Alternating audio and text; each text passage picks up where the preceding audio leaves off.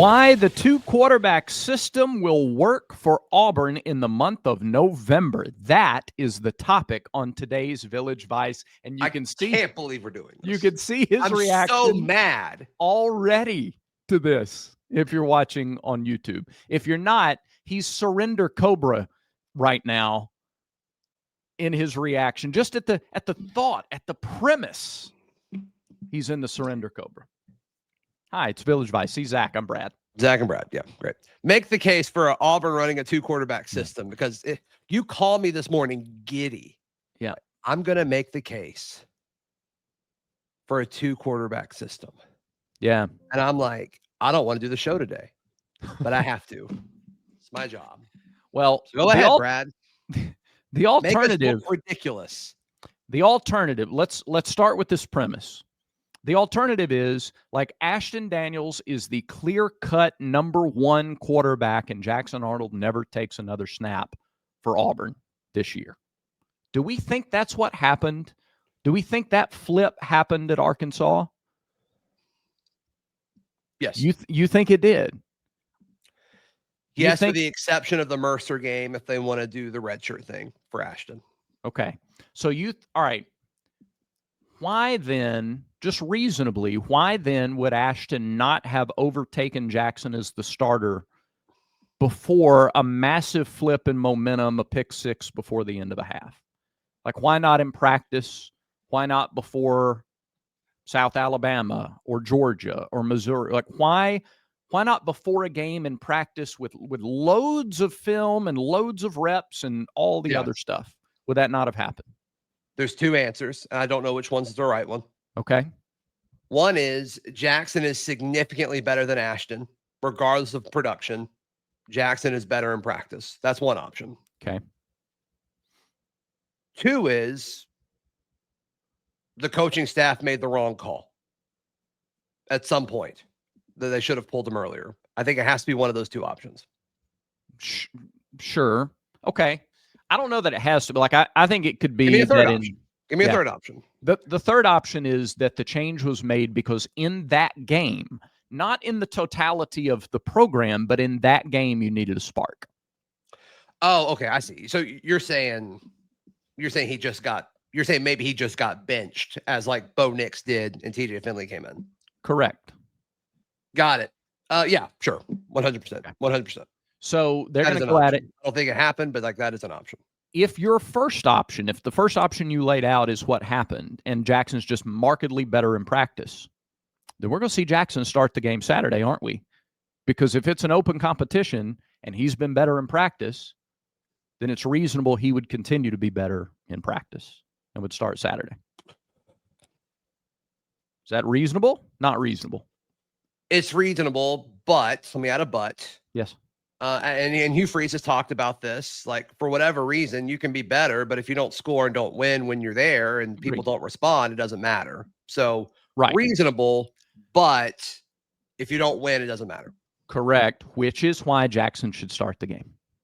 Okay, because let me put it. Let me say it. Let me phrase it differently. Because me saying Jackson should start means like, well, he thinks he's a coach and blah blah. I'm not a coach, but if you start Jackson, I think it makes sense. People who comment that are so like, what are you doing? Like, why are you clicking on the video that we're not coaches? Like, why would you even click on the video if that's where your brain is? It's like, oh, well, you didn't play college football, so it doesn't. Then why click on it? Why click on it? Right, yeah, you know what you're getting into. Did you think this was you're the goober, not us? Yeah. Did you think this was a coach's film breakdown? Here's why, if they started Jackson, it would make a lot of sense to me. 3 straight games, he has engineered a game-opening touchdown drive. Sure. Yeah. I mean, if you want results. Yeah. No, the opening script stuff's been awesome. Yeah, sure. It's real hard to argue against. 3 for 3, 21 points. Yeah. No, okay. Keep going. All right, what's your next point? If the argument is once you get into the flow of the game, things slow down and you need a spark, now you have your ready-made spark. Oh, my goodness. He's ready to just platoon in. He's ready to go. And it's a 2-quarterback system. You know, the way Florida won a national title with Urban Meyer. Oh, my gosh. So Look, Auburn's not winning a national. I want you to say out loud the two quarterback. Do the parallel of the two quarterbacks on a Urban Meyer's championship winning squad when they use two quarterbacks. Well, they used Chris Leak. So you're saying Jackson Arnold is Chris Leak and Tim Tebow. I'm not saying either one. You're saying Ashton Daniels is Tim Tebow. No, in this role, you are in this role. Yeah, I did that. You're not saying that Ashton is as good as Tim Tebow. That is not what you're saying. Yeah, but you're saying his role would be similar to Tim. I need you to say that out loud for me, real quick. His role would be similar. Well, I guess in this situation, nope. Say it. I'm gonna say it. I'm gonna let me get there. In this situation, because Leak started the games, so in this situation, Jackson Arnold's role would be that of Chris Leak, and Ashton Daniels' role would be that of Tim Tebow. There it is. Their skill sets are not the same, but the roles would be the same. Roles. Got it. The roles would be the same. So that's what I think. I think that if they wanted to roll Jackson Arnold out as a starter, and then, you know what, we're going to go with Jackson until there's a turnover or a punt, at which point Ashton comes in. Here's my little bit of hesitation with starting with starting Ashton. It's the Hank Brown thing from last year. Totally. If you start Ashton and it doesn't go well, he's done. You can't go back to him now for the rest of the year. Whereas if you start Jackson and it doesn't go well and you bring in Ashton, you've got more leeway there. No, I 100% agree with that concern for sure, because just to use a parallel from last year with Hank, I think Peyton, we all said whatever you want about Peyton, but from a confidence and leadership and, just not being totally shaken by the moment. Yeah. You could put Peyton back in. Sure. I actually don't think you could go back to Jackson because, I've never seen a coach tiptoe around a starting quarterback's confidence as much as we saw Hugh Freeze do it with Jackson. So I almost feel like you're forced to go the Deuce Knight route in that situation where he's like, all right, because at that point, like something's gone wrong. Like you're either losing to Kentucky or you have the threat of losing to Kentucky. And then you just need to break glass in case of emergency. And like, all right, let's hope this whole, let's sell the future to the leadership and to the fan base and hope that that's enough, to keep jobs in that situation. So while I do think it is, I agree with you about the Hank Brown parallel from last year, but I do think it is a little bit different. No, one of the ways it's different is Hank was still very young, growing, impressionable. Both of these guys have been around. Both Jackson and Ashton have been around. They've played in big games. So there's a little more maturity and poise probably there, just that comes with age and experience. So you'd hope that they'd both be fairly mentally tough and be able to grasp what is happening. Like, I think Jackson understood the team needed a spark. They needed something. And that's why Ashton was in, and they both have the opportunity to compete this week. And that's what's happening now is the competition is there. If either one of them are not mentally tough enough to deal with platooning when it's not going well, that's a bigger issue altogether. You got to be able to mentally tough to compete. Sure. Yeah. Okay. No pushback there. Yeah. I think you can win with two quarterbacks. I think it's all you got to do whatever you can to win. So you would start Jackson, and then once he hit the wall that he seems to hit every time you put Ashton in. Yeah. Is that it for Jackson for the game, or are you trading drives?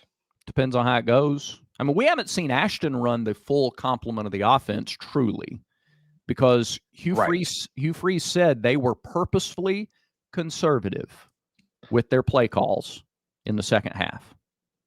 He was 6 of 8. He also said that the play calling doesn't change based on who's in there. Right, going forward. So I took those as two different comments. So we'll see Saturday if Ashton is in the game, when he's in, what it looks like. But against Arkansas, because every game's separate and independent, there weren't a lot of, the pass downfield to Eric Singleton, where he goes up and high points the ball. That was really the explosive pass play of the entire second half. Yeah, that was it. Yeah. So you know, we'll see. If you do start Ashton, now you've got to see what he does with an opening drive and with the offense where you're taking shots. And you know what situation they will throw the ball in, regardless of who's at quarterback. You're talking about in the red zone? 1st and goal from 8, 9, or 10, baby. Pass. No, they won't do that. They won't do that as much after the pick 6, regardless of the quarterback. Yeah. Will they? Totally. No, they won't do that. Yeah. Not if this they're offense running, changes it up so much. Not if they're not if they're running 3-4 yards at a time in the red zone. You wouldn't do that. If they're running the ball super well, there's no way they pass it. No, not with Jeremiah Cobb. Not with Jeremiah Cobb averaging 5.5 cranking per out carry. 6 yards a run. Why would you throw it at all? No, you're right. Right. The only time you should throw a pass in the red zone is if it's a high point to Cam Coleman in a 1-on-1. Sure. Or if you have Brandon Frazier on some kind of release and he's throw to Preston Howard.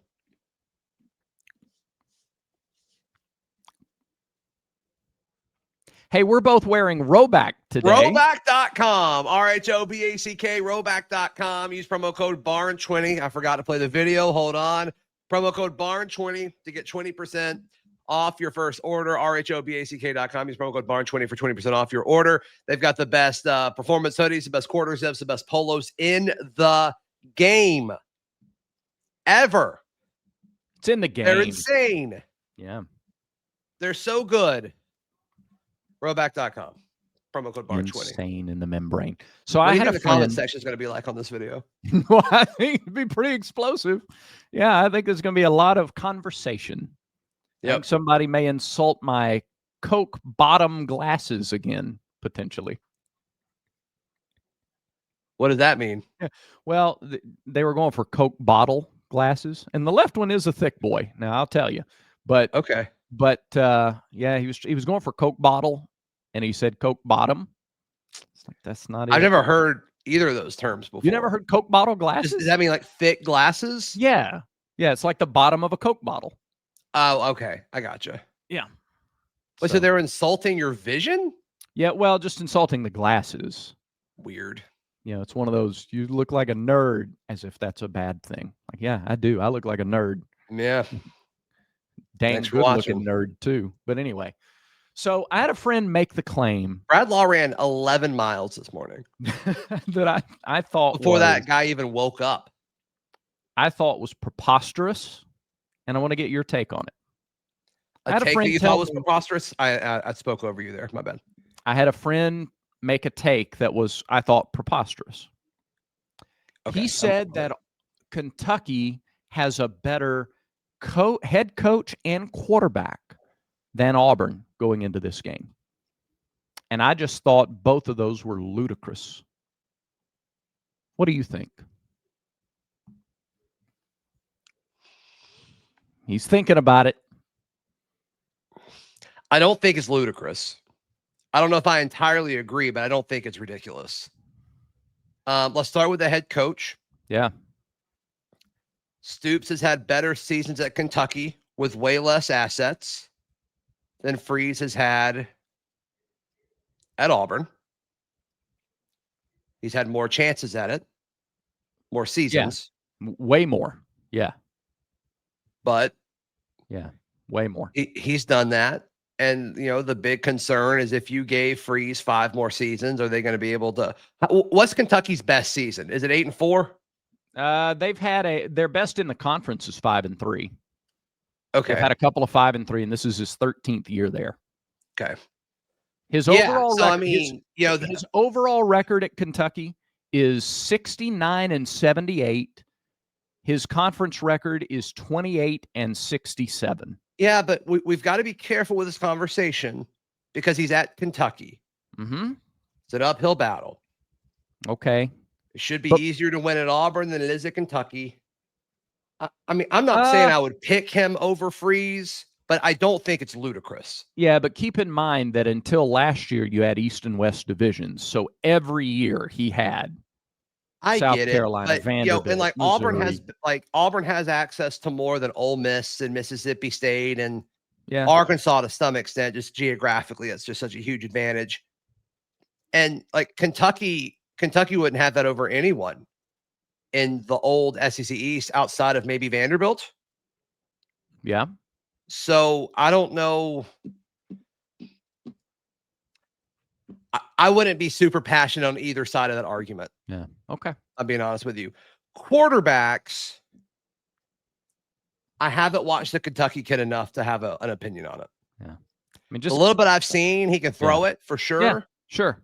If he has Cam Coleman and Malcolm Simmons and Eric Singleton, and he's in a normal offense, I think he has more production than Jackson does. Yeah, but now Daryl made this point this morning on your show. They've been playing from behind every game. They've been throwing the ball all over the place, especially against Tennessee. Cutter Boley throwing 5 touchdowns against Tennessee does not move the needle for me. Yeah, you still lose by like 20 or whatever. Multiple, it may not have been 20, but it was like 30 something to 50 something, I think, right? Yeah. Or high 40s. Once again, I'm not going to be on either side of this argument like super passionately, but I don't think it's ludicrous to quote you. I think that, by the way, it's 56-34. 56-34 was the final. I think that now it's their most recent game, correct? Yeah, yeah.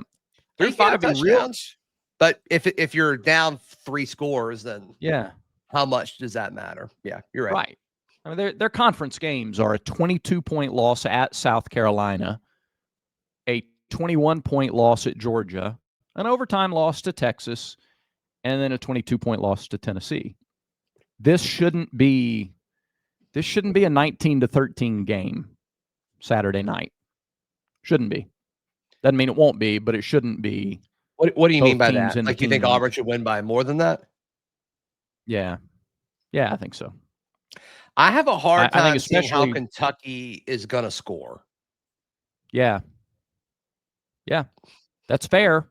When other teams haven't been able to score. When you take away the running game the way Auburn has, and teams have to throw the ball, especially now that this secondary is picking up some steam and getting better, and that's tough. Yeah, and they definitely figured out a rotation with the corner situation. Do they figure out how to put all 3 of the corners on the field at the same time, which is super clutch?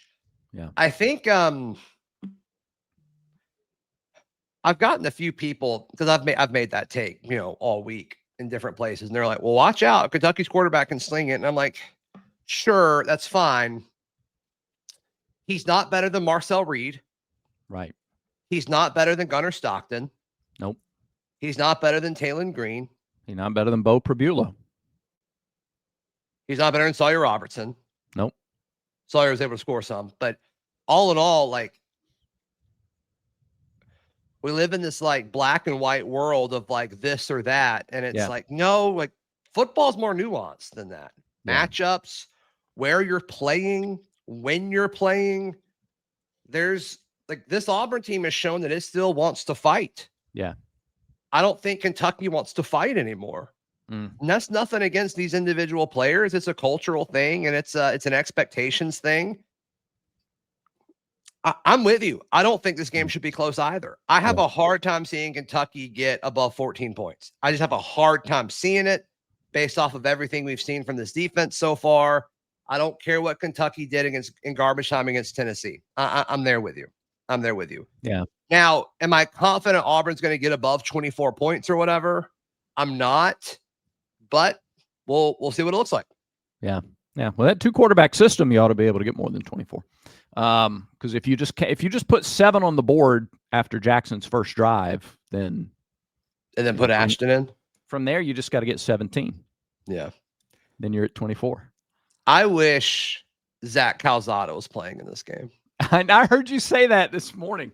So it sounded like there was almost something personal there. Like, you'd really like to see Calzada. You didn't like the comment that he made about the boring matchup. Like, let's add some like seasoning to it. Yeah. Let's put this matchup. Let's get a storyline that comes straight out of like, what is it? An oven? What kind of oven do they make calzones in? Like a brick oven? Brick oven? Is that what you were looking for? Was brick oven? I don't think it was brick oven. Was it a coal-fired oven? I think that's what I was going for. Yeah. A coal oven. What? How often do you eat calzones? Oh, it's been a minute since I've had a calzone. I typically Load would up just rather what's in your perfect calzone? pepperoni, sausage, and green peppers. It's not bad. Big green pepper guy. Love green Are peppers. you? Yeah. Do you like cheesesteaks? They're okay. Okay. Yeah, they're all right. All right. What about you? What's in your ideal calzone? I like a buffalo chicken calzone.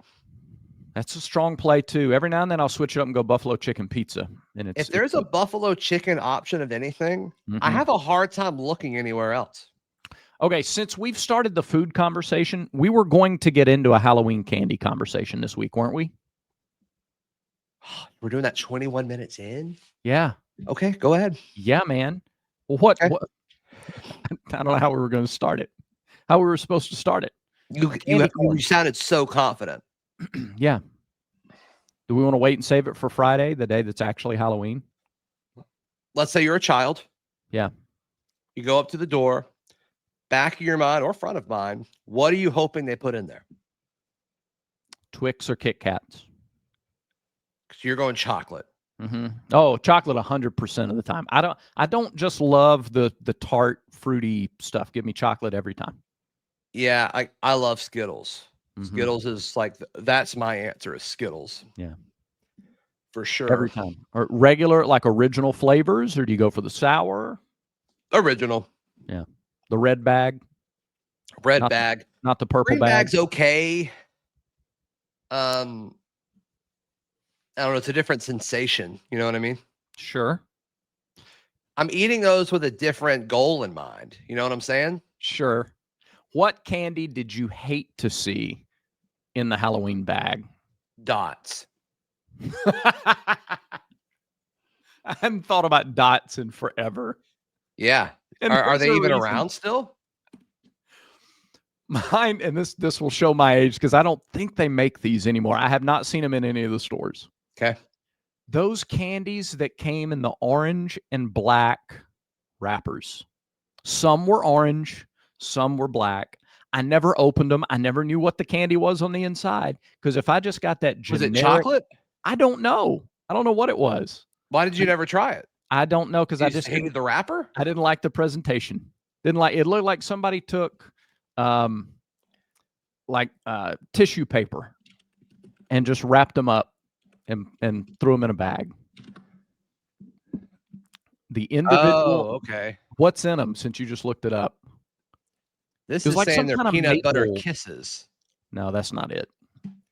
That's not it. So what came up is what I thought you were talking about. Yeah. Is it these? Yeah, it's the second one there. This one? Yeah, that. This link is Candyland. You think it's okay to click on? Sure it is, Zach. Okay, yeah, Sure this seems safe.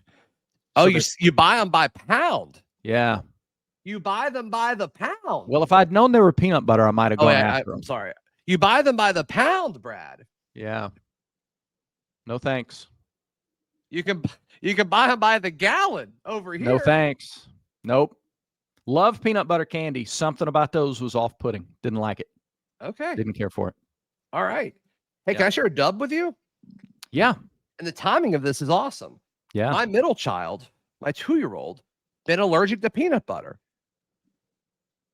Did a checkup, normal routine checkup. They're like, we don't think she's allergic anymore. She does the whole food challenge thing yesterday to where they kind of give her everything to see if she keep her there for a while, see if she has any sort of reaction. Yeah. No longer allergic.